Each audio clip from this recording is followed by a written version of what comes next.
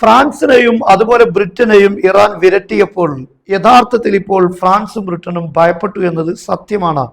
അതായത് ഹോർമുസ് കടലിടുക്കിലുള്ള ഇറാന്റെ ഉപരോധം തകർക്കാൻ ഫ്രഞ്ചിന്റെയും അതുപോലെ ബ്രിട്ടന്റെയും കപ്പലുകൾ എത്തുന്നു എന്ന വാർത്ത വരുന്ന ഒരു സാഹചര്യത്തിലാണ് ഇറാൻ ശക്തമായ രൂപത്തിൽ വാണിംഗ് നൽകിയത്.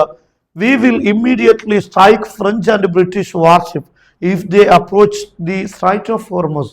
ഹോർമുസ് കടലിടുക്കിനെ സമീപിക്കുന്ന സാഹചര്യം ബ്രിട്ടന്റെയോ അല്ലെങ്കിൽ ഫ്രഞ്ചിന്റെയോ കപ്പലുകൾ എടുത്താൽ ഉടനെ തന്നെ ആ ഭാഗത്തേക്ക് എത്തിക്കഴിഞ്ഞാൽ തന്നെ കപ്പലുകളെ ആക്രമിക്കുമെന്ന വ്യക്തമായ മുന്നറിയിപ്പ് ഇറാൻ നൽകിക്കഴിഞ്ഞു. ഇറാൻ ഔദ്യോഗികമായി തന്നെ യൂറോപ്പിന് നൽകി കഴിഞ്ഞു.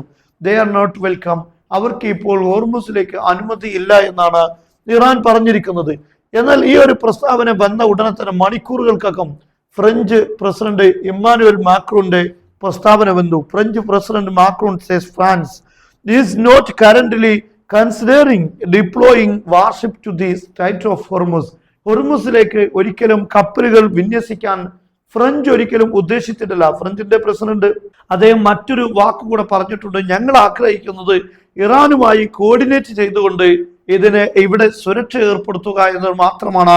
ഒരിക്കലും ഇറാനുമായി ഏറ്റുമുട്ടാനോ അല്ലെങ്കിൽ ബലമായി ഹോർമുസ് കടലിടുക്ക് തുറക്കാനോ ഉള്ള ശ്രമം ഫ്രഞ്ചിന്റെ തീരുമാനത്തിലോ പദ്ധതിയിലോ ഇല്ല എന്ന് കൃത്യമായി പറഞ്ഞു. യഥാർത്ഥത്തിൽ ഇറാന്റെ ശക്തിയാണ് ഹോർമുസ് കടലിടുക്കിന് ഈ രീതിയിൽ അവർക്ക് പിടിച്ചു നിർത്താൻ സാധിച്ചത്.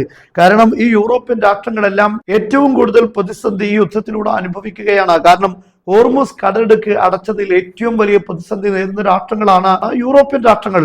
അതുകൊണ്ട് തന്നെ അവർക്കിത് തുറക്കുക എന്നത് ഏറ്റവും പ്രധാനപ്പെട്ട കാര്യമാണ്.